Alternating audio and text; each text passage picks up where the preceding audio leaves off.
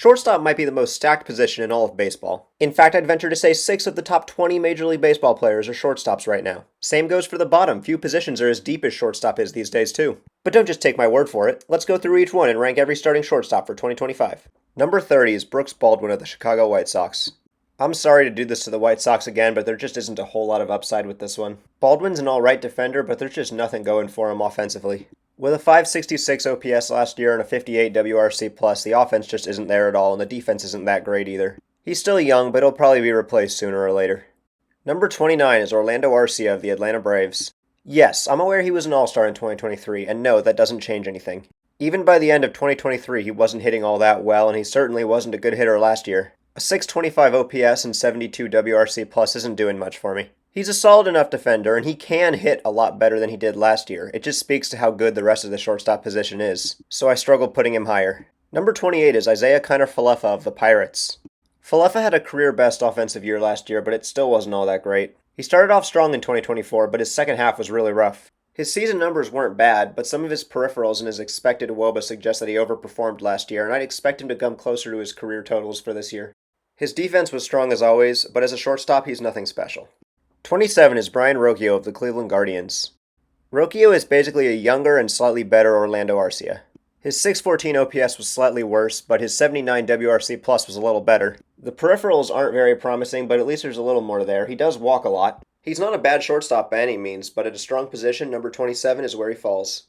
Number 26 is Jacob Wilson of the Sacramento A's.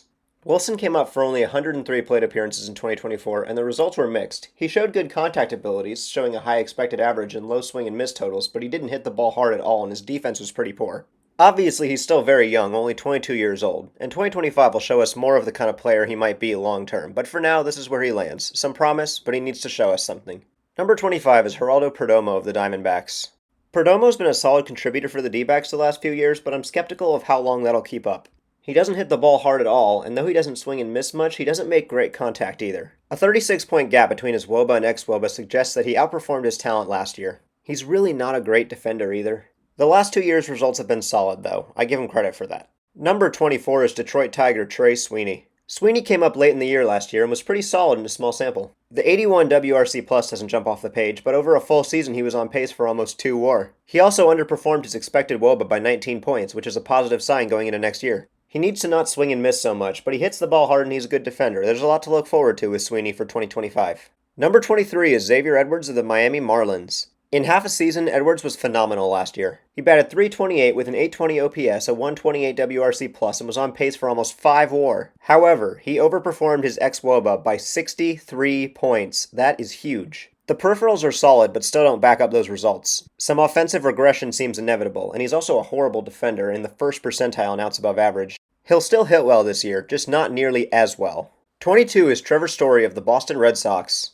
I didn't know what to do with Story. His last full season he was so good, but that was years ago now. When he's on the field he still looks solid, but the samples are so small it's hard to know for sure. Health is an obvious concern, but he's still really talented, and if he's healthy, that's a big if, I think he's going to be pretty good next year. I'm cautiously optimistic and I'm going to slot him in at number 22. 21 is CJ Abrams of the Washington Nationals. CJ has one major flaw tanking his value, and that is his defense at shortstop. CJ was worth a -13 fielding run value and collected -17 outs above average at shortstop. These are both worst of any starter, and it just can't continue. There are positions where you could let it slide, but not at shortstop. It's way too important. He is a pretty solid hitter, though. 20 is Zach Neto of the Los Angeles Angels. Neto is basically CJ Abrams, but less of a defensive liability. He's not a good defender. His -3 fielding run value and -5 outs above average was not good, but it was a lot better than CJ's. Offensively, they're actually pretty similar, and Neto was really good in 2024, putting up a 114 WRC+ and 3.5 WAR. Like CJ, you want the defense to improve, but it's easier for Neto's bat to justify the glove. Number 18 is Joey Ortiz of the Milwaukee Brewers. Ortiz is making the Corbin Burns deal look better than I thought it would. In 2024, he was an above-average hitter and put up a 3.1 WAR with excellent defense at third base, putting up an elite 11 outs above average. It's reasonable to assume he won't be as good switching over to shortstop, but he's not new to the position, so I think the transition will be smooth.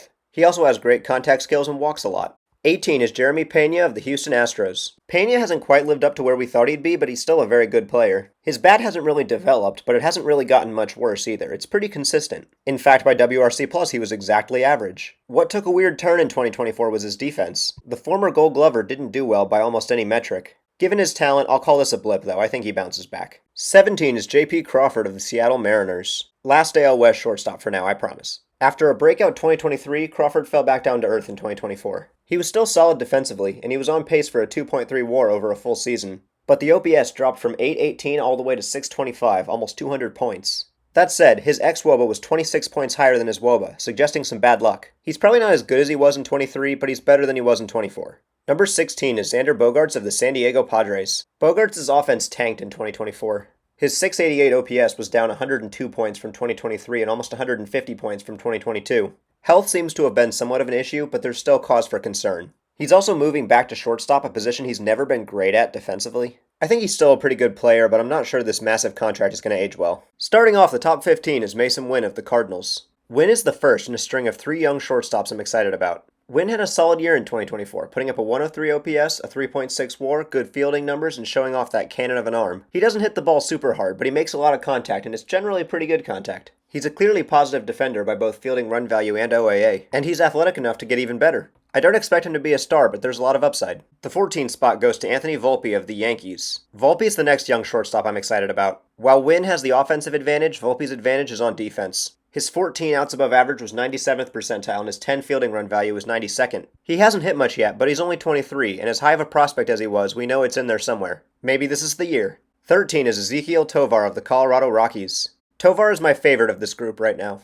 Offensively, he was almost as good as Wynn with a 95 WRC+, and defensively, he was even better than Volpe. His 15 outs above average was 98th percentile, and his 11 fielding run value is 94th. There's discipline concerns. His chase rate is in the first percentile at 44%, but he did hit 26 homers. Could develop into a 30 home run Gold Glover. Number 12 is Ha-Seong Kim, now a Tampa Bay Ray. Kim's a consistent offensive performer with an excellent glove. Even in a down 2024 season, he was still 1% better than the average MLB hitter. He missed some time, but was still on pace for a 3.2 WAR and managed to put up 4 outs above average. He has elite plate discipline and contact skills. Combine that with a good glove and you've got an excellent shortstop. Number 11 is Bo Bichette of the Toronto Blue Jays. Is there anybody in baseball 2024 was unkinder to than Bichette? He battled injury and watched his OPS drop by 215 points. 2024 was a complete lost year for Bo, but we know he's better than that. In fact, a 39-point gap between his WOBA and ex-WOBA suggests he got really unlucky. 2024 was bad, but Bichette's still really good. Starting off the top 10 is Cubs shortstop Dansby Swanson. Swanson's defense is incredible. His 13 fielding run value was in the 97th percentile, and his 18 outs above average was 99th. Numbers like that is how you get a 4.3 WAR with a below-average bat. Swanson's not a great hitter, and he probably never will be again, but he's plenty good enough. If he can hover around league average offensively with that glove, he'll be a great shortstop for years. Number 9 is Trey Turner of the Philadelphia Phillies. Turner had another really good year in 2024. He was on pace for a 4.8 WAR over a full season and put up a 124 WRC+. That said, a few red flags are starting to show. Turner overperformed his expected WOBA by 31 points, which is pretty significant, and his defense looked pretty bad last year. That said, he's still a very good hitter. I'm kind of worried about this contract long term, but for 2025, he'll be very good. Number 8 is Willy Adames of the San Francisco Giants. Willy was excellent in 2024. He blasted 32 home runs on the way to putting up a 119 WRC+ and a 4.8 WAR. The defense wasn't great, but it was plenty good enough. Willy's always hit the ball hard, but this year he really put it together in a big contract year. I don't love the fit in Oracle Park. His offense might drop off some, but he's got plenty of talent. He'll be just fine. Adames is in for another productive year.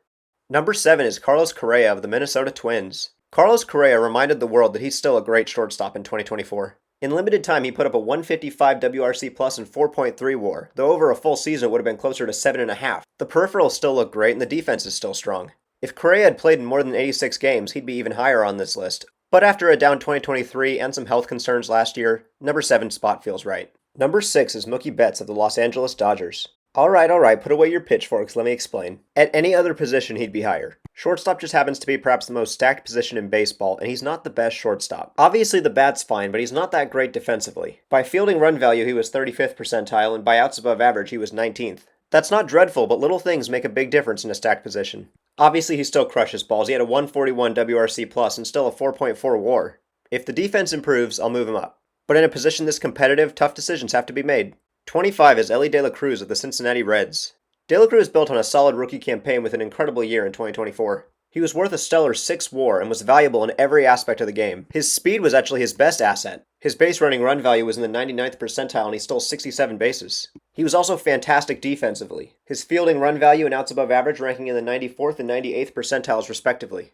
The bat is actually the least polished aspect of his game, but not for lack of talent. He's only 23, I expect he's going to get even better, and I think a big 2025 is in store. Number 4 is Corey Seager of the Texas Rangers. Seager is simply an offensive force. He had the 4th best WRC plus among shortstops at 140. And the thing is, he took a step back from 2023. In 2023, he had an OPS over 1,000 and finished with 6.3 WAR in only 119 games. He would have won the MVP if it wasn't for Shohei Ohtani. But what about right now? Well, a 25-point gap between his ex-WOBA and his WOBA suggests he actually underperformed this year. His expected stats were all 90th percentile or above, as were his hard hit rate, barrel rate, and exit velo. His defense isn't always elite, but he's coming off a really strong defensive year. I'm betting on Corey Seager in 2025. Number 3 is Gunnar Henderson of the Baltimore Orioles. Henderson looks every bit as promising as the Orioles hoped he'd be. He followed up a stellar Rookie of the Year campaign in 2023 with a 155 WRC plus, tied for second best at the position, and an 8.0 WAR. He's not a fantastic defender, but he's plenty good enough, and he's an elite base runner and fantastic hitter. Gunnar's ex-WOBA, expected slugging, average exit velocity, hard hit rate, and bat speed are all 92nd percentile or higher. This man can swing it, and at 23, he's only going to get better. Number 2 is Francisco Lindor of the New York Mets. Lindor was phenomenal in 2023, a 137 WRC+, a 7.8 WAR, and of course, leading a team to the NLCS. He was the latest victim to lose an MVP to Shohei Ohtani, but not for anything he did wrong. He was an elite hitter, with expected WOBA, expected slugging, and barrel rate all in the 90th percentile or higher. Pairing that with an outs above average in the 99th percentile, and you have an incredible player on your hands. As long as he's been around, Lindor's only 31. He still has a lot of good years left in him. He's incredible, but there's one fatal flaw keeping him out of the number 1 spot. He's not Bobby Witt Jr. Bobby Witt Jr. is a generational talent. If it wasn't for 2 utterly historic players in Judge and Ohtani, Bobby Witt would already be the best player in Major League Baseball. He just does it all, and he does it all better than your favorite player ever could. I shouldn't have to explain, but I will. At the age of 24, he put up a 10.4 WAR. That's young Mike Trout level production. In 2023, Witt batted .332, he hit 32 home runs, had a .977 OPS, and put up a .168 FWAR, easily the best at the position. He did this all while playing incredible defense. His 16 outs above average were in the 99th percentile, and his 12 fielding run value was in the 95th. He was an incredible base runner too, coming in the 96th percentile in fielding run value and being 100th percentile in sprint speed. It's genuinely hard to put into words how good Witt was in 2024. And the crazy thing is, like I said, he's only 24 years old. He could still get better. But what do you think? Who's too high? Who's too low? Can you somehow make a different case than Bobby Witt for number 1? Let me know down below and subscribe for more baseball content.